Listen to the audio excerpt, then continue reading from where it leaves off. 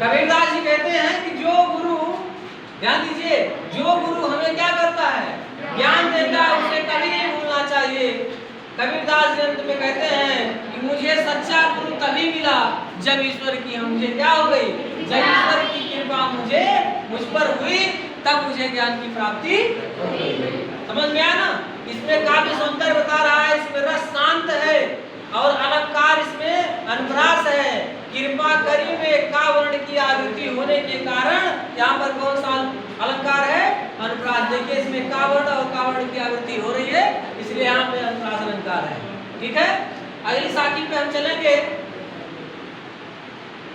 अगली साखी है कि माया दीपक नर पतंग भ्रमि भ्रमि इवए पड़ंत, कहे कबीर गुरु ज्ञान ते एक आध उबरंत, कबीरा एक आध उबरंत। देखेंगे इसका अर्थ भी देखेंगे। प्रस्तुत साखी में कबीरदास जी सतगुरु की उपस्थिति में जीव की दुर्दशा का वर्णन किया है। जीव की क्या किया है, दुर्दशा का वर्णन किया है। देखिए कह रहा माया दीपक नर पतंग, यह संसार जो है, ध्यान से देखिए, कह रहा माया दीपक, यह संसार माया के दीपक के समान है। कैसे है, माया के दीपक के समान है।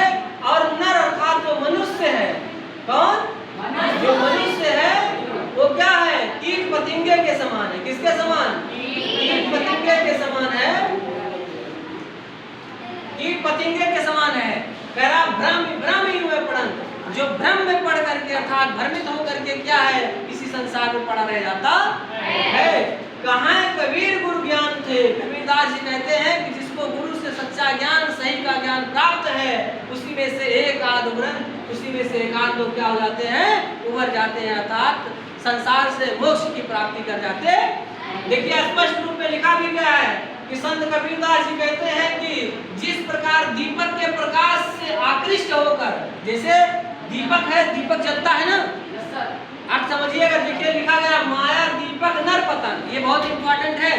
कह रहा है कि माया दीपक नर पतंग, या संसार माया के दीपक के समान है। जैसे दीपक जलता है तो कीट पतंगे उसके ऊपर क्या करते हैं, जाते हैं कीट पतंगे, और उनके पंख जब जल जाते हैं तो वही क्या होते हैं, तड़फड़ा करके मर जाते हैं, गिर जाते हैं ना।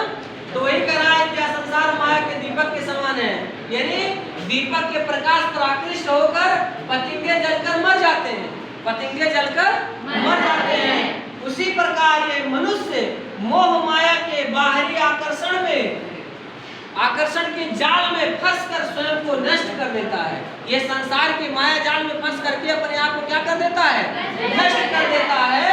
इस मोह माया के बंधन से मुक्ति पाना गुरु ज्ञान से ही संभव है। इस माया जाल से, इस माया के जाल से, मोह के जाल से अगर मुक्ति पाना है तो क्या है, गुरु का ज्ञान ही संभव है। अगर गुरु के ज्ञान से ही ज्ञान प्राप्त होगा तभी हम इस माया के जाल से क्या हो पाएंगे, छूट पाएंगे। और क्या कह रहा है, परंतु गुरु ज्ञान से भी सभी को मुक्ति मिल जाए यह आवश्यक नहीं है। गुरु के ज्ञान से सारे लोगों को मुक्ति मिल जाए ये आवश्यक नहीं है। संसार के जीव जगत में कोई बिरला प्राणी ऐसा होता है जो गुरु के ज्ञान से मोक्ष प्राप्त कर अमर हो जाता है और जन्म मरण के बंधन से क्या हो जाता है, मुक्त हो जाता है। कोई एकाध लोग ऐसे होते हैं जिनको सही का ज्ञान प्राप्त होता है, उसी में से बिरले लोग ऐसे होते हैं जिनको मोक्ष की प्राप्ति हो जाती। समझ में आया? आगे चलते हैं। आगे आगे आप देख लेंगे तो इसमें रस कैसा है, रस शांत है और शैली कैसी है, शांत रस, शैली मुक्तक है, उपदेश आत्मक अलंकार है। देखिए उपदेशात्मक अलंकार है और माया दीपक नर पतंग में कराना में उपमान अभेद होने के कारण रूपक अलंकार है। अनुप्रास अलंकार कहाँ कबीर गुरु ज्ञान में क्रमशः का वर्ण की आवृत्ति होने के कारण अनुप्रास अलंकार है। वो रूपी प्रकाश भी इसी में है। ब्रह्म ब्रह्म में एक शब्द की पुनरावृत्ति होने के कारण यहाँ पुनः क्या है, वो रूपी प्रकाश अलंकार भी है।